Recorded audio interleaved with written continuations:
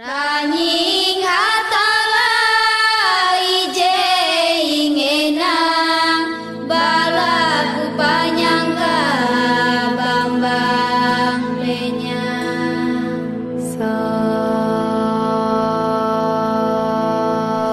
Saudara pemirsa, pada kali ini kita akan membedah tentang kepercayaan pada masyarakat suku Dayak di Kalimantan yang lazim dikenal dengan nama Kaharingan.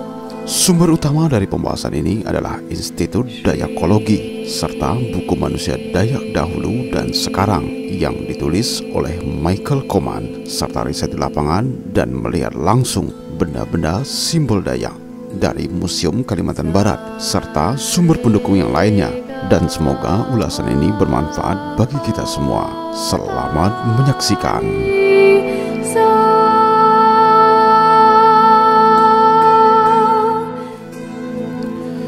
Kaharingan adalah kepercayaan atau agama asli suku Dayak di Kalimantan. Secara bahasa, kaharingan artinya tumbuh atau hidup, seperti dalam istilah danum kaharingan atau air kehidupan.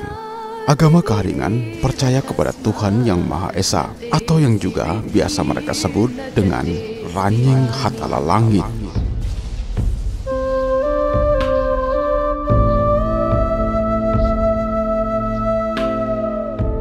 Kaharingan dianut secara turun-temurun dan dijalankan oleh masyarakat Dayak di Kalimantan.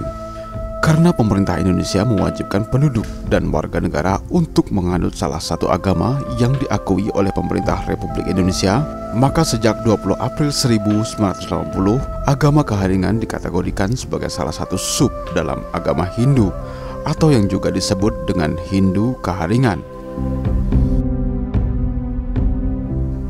Seperti halnya dengan kepercayaan Tolatong pada suku Bugis yang juga akhirnya disebut sebagai Hindu Tolatong. Kaharingan ini pertama kali diperkenalkan oleh Cilik Riwut tahun 1944.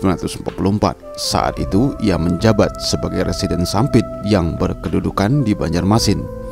Pada tahun 1945, pendudukan Jepang mengajukan Kaharingan sebagai penyebutan agama Dayak. Sementara pada masa Orde Baru, para penganutnya berintegrasi dengan Hindu atau yang juga lazim disebut dengan Hindu Kaharingan.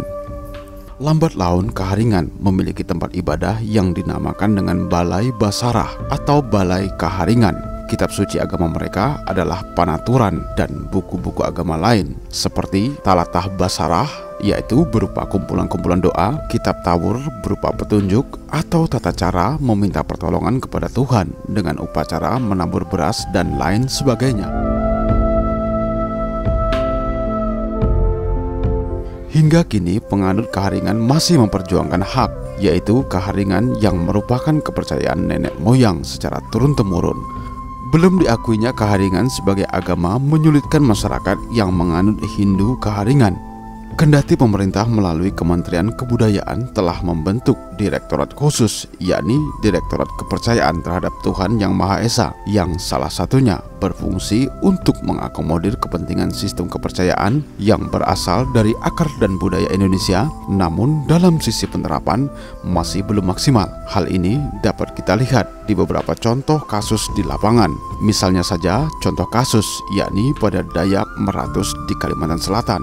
Ketika membuat EKTP, masyarakat Dayak Meratus harus mengosongkan kolom agamanya. Hal ini berdasarkan dari catatan Kademangan Dayak Meratus. Komunitas tersebut dari tahun 2003 hingga sekarang sudah memiliki 60.000 orang yang memiliki agama Kaharingan. Hal tersebut sekitar 2% dari penduduk Kalimantan Selatan yang saat ini berjumlah 3,6 juta jiwa.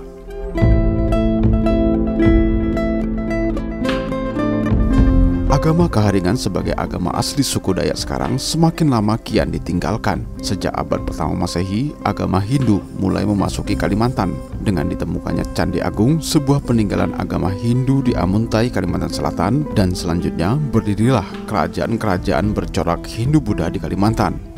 Semenjak abad keempat, masyarakat Kalimantan memasuki era sejarah yang ditandai dengan ditemukannya prasasti peninggalan dari kerajaan Kutai yang beragama Hindu di Kalimantan Timur.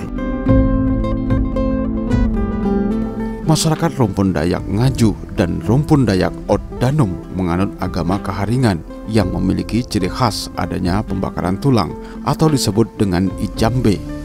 Sedangkan agama asli rumpun Dayak Banuak tidak mengenal adanya pembakaran tulang jenazah. Bahkan agama leluhur masyarakat Dayak Meratus di Kalimantan Selatan lebih menekankan ritual dalam kehidupan, terutama upacara atau ritual pertanian maupun pesta panen yang sering dinamakan sebagai agama Balian.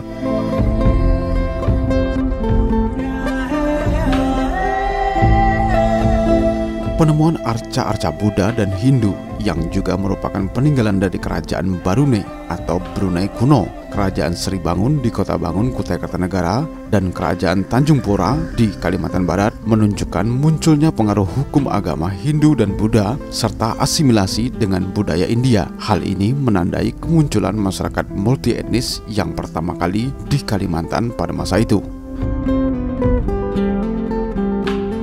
Sebagian besar masyarakat Dayak yang sebelumnya beragama Kaharingan kini memilih agama Kristen dan Islam, namun kurang dari 10% yang masih mempertahankan agama Kaharingan.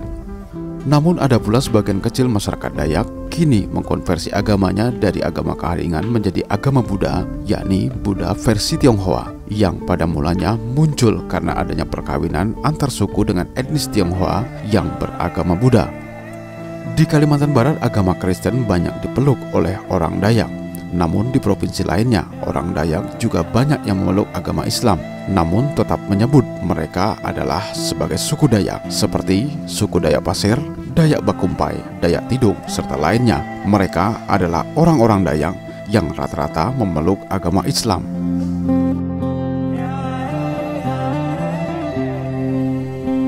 Di wilayah perkampungan Dayak yang masih beragama Kaharingan berlaku hukum adat Dayak. Wilayah-wilayah pesisir di Kalimantan dan pusat kerajaan Islam, masyarakatnya tunduk pada hukum adat Melayu seperti suku Banjar, Melayu Senganan, Kedayan, Bakumpai, Kutai, Pasir, Berau, Tidung, dan Bulungan, serta yang lainnya. Bahkan di wilayah perkampungan Dayak yang telah sangat lama berada dalam pengaruh agama Kristen yang kuat, kemungkinan tidak berlaku hukum atau adat Dayak Kaharingan.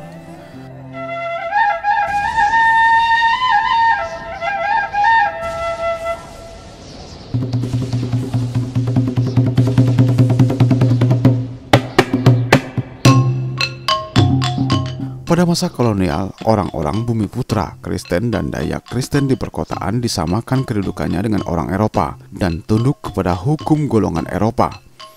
Belakangan penyebaran agama Kristen mampu menjangkau daerah-daerah Dayak terletak sangat jauh di pedalaman Kalimantan, sehingga agama Kristen dianut oleh hampir semua penduduk pedalaman dan diklaim sebagai agama orang Dayak, khususnya yang ada di Kalimantan Barat. Agamawan Kristen pada penjelajahan Eropa yang tidak menetap telah datang di Kalimantan pada abad ke-14 Masehi. Kemudian di awal abad ke-17 dengan kedatangan para pedagang Eropa, upaya-upaya penyebaran agama Kristen selalu mengalami kegagalan karena pada dasarnya pada masa itu masyarakat Dayak memegang teguh kepercayaan leluhur seperti Kaharingan dan curiga kepada orang asing. Maka seringkali orang-orang asing yang datang ke Kalimantan pada saat itu sering tidak selamat.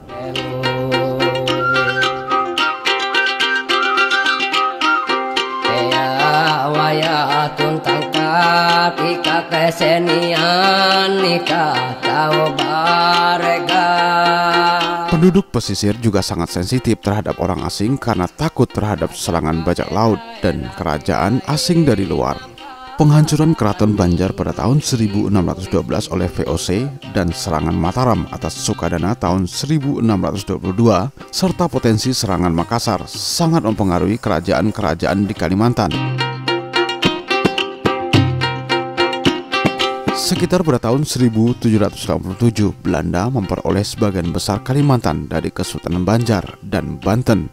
Sekitar tahun 1835, barulah misionaris Kristen mulai beraktivitas secara leluasa di wilayah-wilayah Kalimantan. Maka pada tanggal 26 Juni 1835, Brandstein, seorang penginjil datang pertama di Kalimantan menuju Banjarmasin dengan leluasa. Ia menyebarkan agama Kristen di pedalaman Kalimantan Tengah, lalu kemudian menyebar di tempat-tempat yang lain di Kalimantan.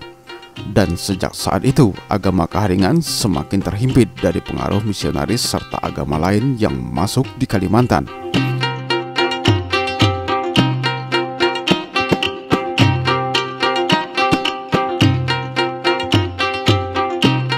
Demikianlah sejarah tentang perjalanan agama Kaharingan yang semakin hari semakin tersisihkan. Semoga sajian ini bermanfaat bagi kita semua. Terima kasih telah menyaksikan tayangan ini. Sampai jumpa dan salam budaya.